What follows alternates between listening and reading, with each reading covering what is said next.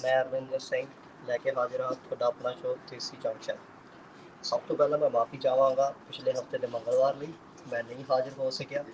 मेरी साडी होस्ट हरमन राणा ने ਤੁਹਾਨੂੰ ਦੱਸਿਆ ਹੋਣਾ ਹੈ ਕਿ ਐਜ਼ ਅ ਟਰੱਕ ਡਰਾਈਵਰ ਮੈਂ ਪਿਕਟਨ ਗਿਆ ਹੋਇਆ ਸੀ ਤੇ ਔਨ ਦ ਵੇ ਬੈਕ ਰਾਜ ਕਾਇਕਵਾੜ ਦੇ ਕੋਲ ਐਕਸੀਡੈਂਟ ਹੋ ਗਿਆ ਤੇ ਉਹਦੇ ਕਰਕੇ ਸਾਨੂੰ ਰਸਤੇ 'ਚ ਮੈਂ ਰਸਤੇ 'ਚ ਫਸ ਗਿਆ ਤੇ ਨਹੀਂ ਪਹੁੰਚ ਪਾਇਆ ਆਪਣੇ ਸ਼ੋਅ ਲਈ ਤੇ ਕੁਛ ਮਾਫੀ ਮੰਗਾਂਗਾ ਤੁਹਾਡੇ ਤੋਂ। ਹੋਪ ਕਰਦਾ ਕਿ ਤੁਸੀਂ ਮੈਨੂੰ ਮਾਫ ਕਰ ਦਿਓਗੇ। ਤੇ ਤੁਸੀਂ ਅੱਜ ਦੇਖ ਰਹੇ ਹੋਵੋਗੇ ਵੀ ਅੱਜ ਆਪਾਂ ਸਟੂਡੀਓ ਦੇ ਵਿੱਚ ਲਾਈਵ ਨਹੀਂ ਹੈਗੇ, ਆਪਾਂ ਬਾਹਰ ਕਿਹੜੇ ਲੱਗੇ ਫਿਰਦੇ ਪਏ ਆ। ਥੋੜੀ ਜਿਹੀ ਬਰੀਫ ਇੰਟਰੋਡਕਸ਼ਨ। ਅੱਜ ਅਸੀਂ ਆਏ ਹੋਏ ਆ ਰੋਸਟਰ ਦੇ ਵਿੱਚ ਜਿੱਥੇ ਐਕਟ ਪਾਰਟੀ ਦੀ ਅੱਜ ਪਬਲਿਕ ਮੀਟਿੰਗ ਹੋ ਰਹੀ ਹੈ। ਜਿੱਦਾਂ ਕਿ ਇਲੈਕਸ਼ਨ ਦਾ ਦੌਰ ਚੱਲ ਰਿਹਾ ਤੇ ਆਪਾਂ ਟਰਾਈ ਕਰ ਰਹੇ ਹਾਂ ਕਿ ਤੁਹਾਨੂੰ ਜਿੰਨੇ ਵੀ ਪਾਰਟਿਸਪੈਂਟਸ ਹੈਗੇ ਨੇ ਡਿਫਰੈਂਟ ਪਾਰਟੀਜ਼ ਦੇ ਉੱਤੇ ਉਹਨਾਂ ਨਾਲ ਮਿਲਾਇਆ ਜਾਵੇ ਤੇ ਉਹਨਾਂ ਦਾ ਜਿਹੜਾ ਮੈਨੀਫੈਸਟੋ ਹੈ ਉਹਨਾਂ ਦੀਆਂ ਜਿਹੜੀ ਗੱਲਾਂ ਨੇ ਤੁਹਾਡੇ ਤੱਕ ਪਹੁੰਚਾਈਆਂ ਜਾਣ ਤਾਂ ਕਿ ਆਪਾਂ ਨੂੰ ਪਤਾ ਲੱਗ ਸਕੇ ਕਿ ਕਿਹੜੀ ਪਾਰਟੀ ਨੂੰ ਆਪਾਂ ਵੋਟ ਕਰਨਾ ਆ ਤੇ ਕਿਹੜੀ ਪਾਰਟੀ ਨੂੰ ਆਪਾਂ ਪਾਵਰ ਦੇ ਵਿੱਚ ਲੈ ਕੇ ਆਉਣਾ ਆ। ਤੇ ਅੱਜ ਰੋਸਟਰ ਦੇ ਵਿੱਚ ਐਕਟ ਪਾਰਟੀ ਦੀ ਪਬਲਿਕ ਮੀਟਿੰਗ ਹੋਣ ਜਾ ਰਹੀ ਹੈ ਤੇ ਆਜੋ ਆਪਾਂ ਮਿਲਦੇ ਹਾਂ ਅੱਜ ਇੱਥੇ ਦੇ ਐਮਪੀਜ਼ ਨੂੰ ਜਿਹੜੇ ਇੱਥੇ ਪਹੁੰਚੇ ਹੋਏ ਨੇ। ਹਰਮਨ ਰਾਣਾ ਦੇ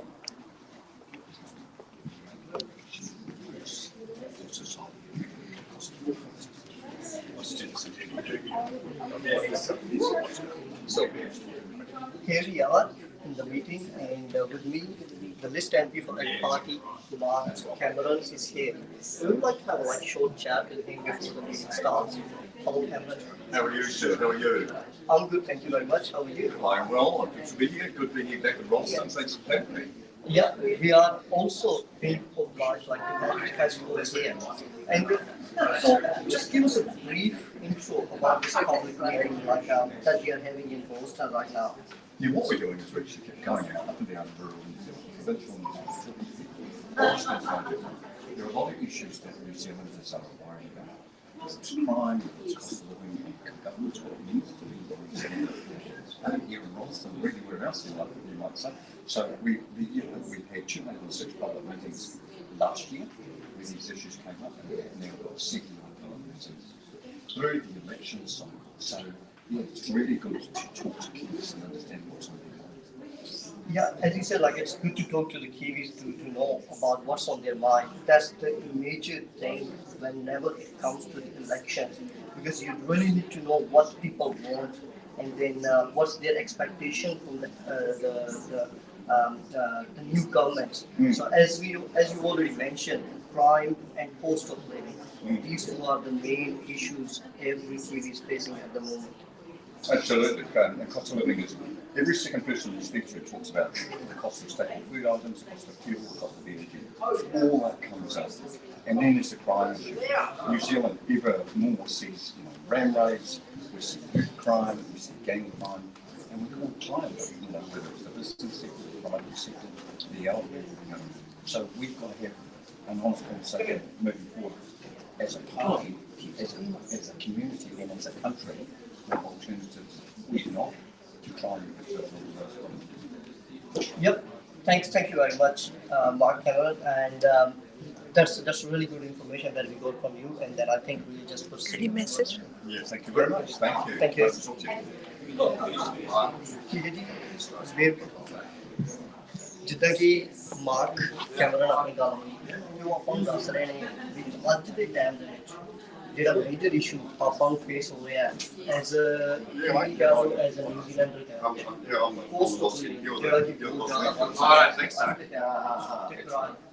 ਦੂਜੀ ਗੱਲ ਜਿਹੜੀ ਕ੍ਰਾਈਮ ਦੀ ਹੈਗੀ ਹੈ। ਕੱਲ੍ਹ ਰਾਤ ਦੀ ਜੇ ਗੱਲ ਕਰੀਏ 7 ਕ੍ਰਾਈਮਸ ਕਹਿ ਲਓ ਤੁਸੀਂ ਚੋਰੀਆਂ ਕਹਿ ਲਓ ਕ੍ਰਾਈਸਟਚਰਚ ਦੇ ਵਿੱਚ ਹੋਈਆਂ ਜੋ ਕਿ ਬਹੁਤ ਹੀ ਜ਼ਿਆਦਾ ਵੱਡਾ ਨੰਬਰ ਹੈ ਇੱਕ ਨਾਈਟ ਦੇ ਵਿੱਚ। ਤੇ ਆਪਾਂ ਬਹੁਤੀਆਂ ਜ਼ਿਆਦਾ ਗੱਲਾਂ ਨਾ ਕਰਦੇ ਹੋਏ ਆਪਾਂ ਚੱਲਦੇ ਹਾਂ ਆਪਾਂ ਸਟੇਜ ਦੇ ਵੱਲ ਨੂੰ ਤੇ ਉੱਥੇ ਆਪਾਂ ਆਪਣਾ ਮਾਈਕ ਵਗੈਰਾ ਸੈਂਡ ਕਰਦੇ ਹਾਂ ਤੇ ਆਪਾਂ ਸੁਣਦੇ ਹਾਂ ਵੀ ਇਹਨਾਂ ਕੋਲ ਕੀ ਕਹਿਣ ਨੂੰ ਹੈਗਾ ਆ ਤੇ ਲੋਕਾਂ ਦਾ ਕੀ ਕੁਐਸਚਨਸ ਹੈਗੇ ਨੇ ਉਹਨਾਂ ਦੇ। ਥੈਂਕ ਯੂ ਵੈਰੀ ਮਚ ਜੀ। ਪਹੁੰਚਦੇ ਹਾਂ ਜੀ ਆਪਾਂ ਸਟੇਜ ਵੱਲ। Right, good everyone. Hey, thanks a lot for coming, especially coming here versus tuning in to the Chris versus Chris, but I'm sure that's not that fun anyway. We're just kicking off around the same time. So look, my name's Ben Arvind, and I'm humbled to be the candidate for the Selwyn electorate. However, as you're probably already aware, the ACT Party are after the party vote. So the more party votes we get, the more MPs we have in government, the more we can form a strong coalition with National and also hold them to account when it comes to certain policies. So a little bit about me. So I actually live in Banks Peninsula. Technically, I live over in Horsell, but I've spent the last 16 and a half years as an army officer. So I know this area pretty well. And one of the reasons that's driven me to join the ACT Party personally is I find the ACT Party is a principles-aligned party. The caucus all come from, and the candidates all come from different walks of life, and they all want to do something positive for the country. And also, ACT's policies are based on data and logic, and that's something that really appeals to me. So I got back from a deployment in the Middle East March this year, came back to a country after being away for about roughly a year, including the training beforehand. And I've kind of come back to a country where I've seen the cost of living soar, so 12.5% roughly foods in the last year. Oh, hey guys. Also, I've seen a lot of the racial division that's occurred. So a lot of the legislation with co-governance pushed in by the government into a whole sort of litany of, I guess, documentation that we're all bound to at the moment or will be soon. And also crime. So coming from a military background, crime and law and order, and also ACT Party is the only party that's willing to actually get tough on crime. So I got back and essentially I saw, hey, look, the wheels have kind of fallen off, I guess you'd say, the government. It's time for a real change, and that's why I've personally joined ACT. Another reason with ACT is so far they're the only party with a fully costed alternative budget, so they know they're going to be able to fund the policies and what they're actually talking about. And within that as well was a 2% GDP increase for defence. And that's really hits home for me. And one of the reasons is, at the moment, within defence, you've probably noticed there's 30% attrition, so our best and brightest are leaving. And also as well, we roughly spend, according to Defence Minister Andrew Little, about 1% on average over defence over the last sort of decade. We're currently spending 1.4%, but that's got a lot to do with the recent cost injections for wages and salaries that still haven't kept up with the living conditions. So that's a bit about me. I'll just find out a wee bit about you. So do we have any farmers in here? Got a couple? Anyone from defence? I can already see a couple. Yeah. Have you recognised me from Burnham? I recognise both of you from Burnham. Any firearms owners? Quite a few. All right. So Nicole McKee is our expert on firearms, and she's going through basically developing a policy at the moment. She's in the consultation stages for all of that, so that's something we can talk about later as well. Do we have any homeowners in here? All right. Okay, a lot of homeowners as well. Terrible people. And just before I start, so just a little bit of housekeeping. So if anyone needs the toilets, they're just at the rear there. If there's any sort of emergency, we'll just head out the way you've come in to the right of those doors. All right. So what did I do today? So I walked around parts of Christchurch. So I don't know if you're tracking, but 7 businesses were hit overnight in ram raids. So ram raids have increased 465% in the last year. So currently this government has a tag and release policy, and a lot of these ram raids are being executed by children under the ages of 17. So just to round that up as well, in June, 600 cars stolen in 1 month from Christchurch. A lot of these we use for ram raids. So this is happening all the time. And unfortunately at the moment, the youth perpetrators, they're dealt with or processed by a rangatamariki versus any sort of correction system. So essentially OT, once the police catch these offenders, they go back to their homes, the police release them, and then the next day they're back on the streets committing the same crimes. And unfortunately, one of the businesses I visited today, they were hit by the same group of people, and this time they didn't even bother wearing hoods or balaclavas. They didn't even take the money. They just went in there with hammers and destroyed the computer screens and microwaves at a subway. And that's purely because now they're just doing it to get kicks out of it, social media, etc., and there's no punishment. So the police morale at the moment, as you can imagine, is pretty low. Now, the Canterbury District Commander, Lane Todd, has actually said in the last few months that eventually there will be a death. And this is what's going to eventually happen. And these small business owners as well, the hard-working pillars of the community. So another example I'll quickly use is just within the Selwyn electorate. So Lincoln, Prebbleton, you may know the dairies there. All 4 of the dairies have been hit by ram rats in a semi-rural Selwyn electorate. This didn't happen when I was growing up. All 4 of them. And what are they having to do like other small business owners? They're having to pay for the bollards. They're having to pay for the metal gates.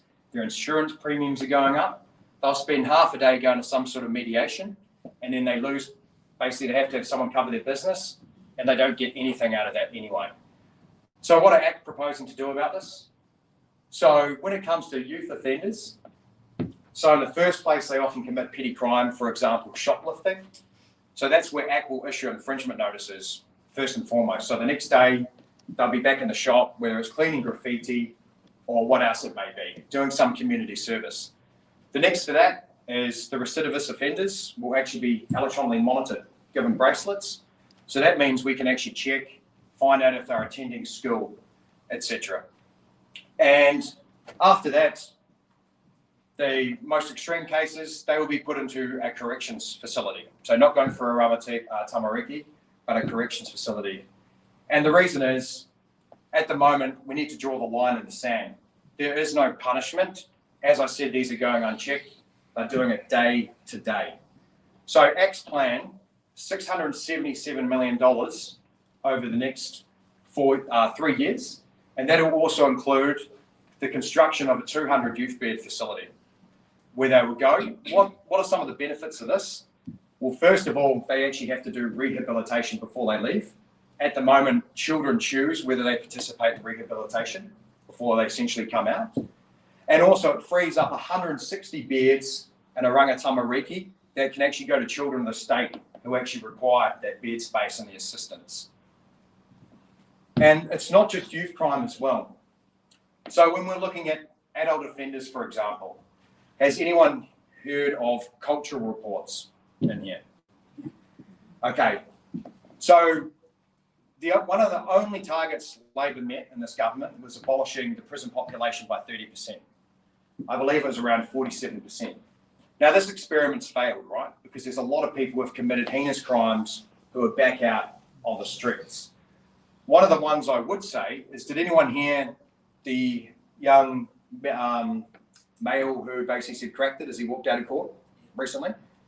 So to fill everyone in here, essentially this young man sexually assaulted a pregnant woman in her house, I believe in Northland. And when he got sentenced, he just got an ankle bracelet. Where's the justice in that? I would argue at the moment New Zealand has a legal system, not a justice system. And that's what ACT wants to do. So we're going to bring back the 3 strikes. So what does this mean? So for people like that gentleman, if you can call him a gentleman who committed that heinous crime, the top 40 crimes in the Sentencing Act, that will be a 3 strikes application. Also as well, burglary. There's so much of it going on. Part of deterrence for that is 3 strikes for any 3 burglary offences committed. All right, so what does that mean? So that's 3 years jail, no questions, for 3 offences when it comes to burglary. Now, another thing I would say is ACT don't want to lock up people and throw away the key. That's what we're not about. Everyone who goes into a correctional facility, we actually want compulsory rehabilitation. So what does this look like? People, basic literacy standards, also coursing, driver's licenses, etc. So when they can come out, they can actually be another productive and functioning member of society. All right. New Zealand Justice released a report, I believe, a year ago, and it says that if you are released from prison without rehabilitation in New Zealand, 57.5% more likely to reoffend. Now, going back to those cultural reports, so these are a big thing in the arraignment process of sentencing of criminals at the moment. And essentially, let me tell you what they are. So anyone can write these cultural reports, and the judge will consider it in sentencing, and usually it's to do around colonial trauma or some sort of traumatic upbringing. So for that man in Northland who committed that heinous crime, he had a cultural report written for him. That's why he didn't go into behind bars. That's why he got an ankle bracelet. These cultural reports can be written by anyone. In Christchurch, there's ex-gang members writing them. The lawyers have told me that they get so many that they don't even have the names, dates, and places right because they just copy and paste. And the judge doesn't even care. So these cost the taxpayer approximately $3,000 each. In 2019, the taxpayer was paying roughly $6,000, $9,000 a month, I think. That's now skyrocketed $330,000. So everyone sitting in this room, your taxes are paying $6 million a year now for these shoddy cultural reports that are basically keeping our worst criminals out of jail. So ACT is a party that is going to get tough on crime, and it is going to make sure these serious offenders are put behind bars where they belong. And also for our youth offenders and anyone, we've got the policies. As I said, process through corrections, take a stand, draw a line in the sand, and actually deter these other criminal activities from occurring. Now, crime does go hand in hand, or can be corroborated with education. So when it comes to education, this is another important pillar for ACT. As we all know, without education, children can lead to crime and other sort of malaligned areas.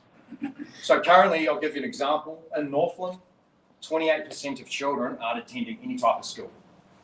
28% of children. At the moment, schools don't actually have to record truancy data and provide that to the Ministry of Education. So schools get funded on what the size of their roll is, regardless if they're turning up.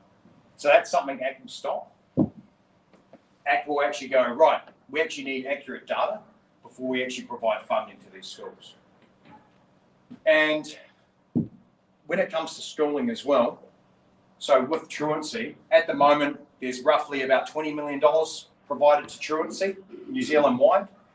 ACT's policy is, hey, let's take that $20 million and spread it around to the actual schools and the community groups. So if there are, say, several rural schools, they can band together as part of a community. How do we best use that truancy money? You know, it might just not be a truancy officer sitting in the middle of nowhere. Maybe it's actually starting up a pickup and drop-off service for kids who can't get to school. So it's up to the community how they best want to use that money to get kids to school. Also, ACT will bring back charter schools. So in this day and age, as you already know, there's a lot of ideology being pushed into the curriculum. Some kids, they learn differently. Some kids might be more interested in business. Some kids might be more interested in hands-on work, panel beating, whatever. When a community comes together and actually decides, hey, this is how the children in our community or this group want to learn, ACT is supportive of those charter schools. It gives those kids the best start in life to actually learn, participate, and actually get educated in areas they are interested in. So that's probably enough from me at the moment. I'm now going to hand over to ACT MP Mark Cameron. So thanks a lot, Mark, for coming here and supporting tonight. Always a pleasure. I appreciate it. Thank you very much, good people, for coming out. And I just want to reiterate what my colleague Ben was saying about all things Rolleston, New Zealand-wide, pretty much, all the things that we are hearing. I want to thank you for engaging in your democracy. That's primarily where we will go. And what that looks like in New Zealand, and the fact that you were here in your evening, your precious time talking to a couple of politicians, certainly a young man who's going to be an MP, and I am certainly an MP now, we congratulate you for it. Apathy is a big problem, and I think we're all cognizant of the fact it doesn't matter where you vote, but so many people are not voting. Arguably, we would like you vote. I hear that. But what has come up in recent meetings, and we've actually had 208 public meetings for the sake of the last year. We're going to do about 70 in this election cycle. The same things come up. Now, Ben has canvassed the crime issue. What also comes up is co-governance and the cost of living. Now, I'm a dairy farmer, a cow cocky from Northland, so I apologise for quips that might be a bit farming related, but the themes about co-governance and cost of living always come up. So we can talk about the rural issues on the side note, but I want to talk with you good people about the things that we're hearing, whether it's Rolleston, Tamarunui, Kaitaia, the big centres, Auckland, Christchurch, Wellington, the themes always come up. So what I'll do is I'll start in reverse order and go to the co-governance first, and then we can delve into the cost of living. Try and reconcile, if you may, what co-governance means. Some people are for it, many people are against it. They see it potentially as an erosion of what we all identify as New Zealand. Now, who here understands the concept and the governance arrangement of three waters? Show of hands if you'd be obliging. Anyone understand that? 50-50. Well done, sir. The gentleman said it's fluid, exactly right. So there's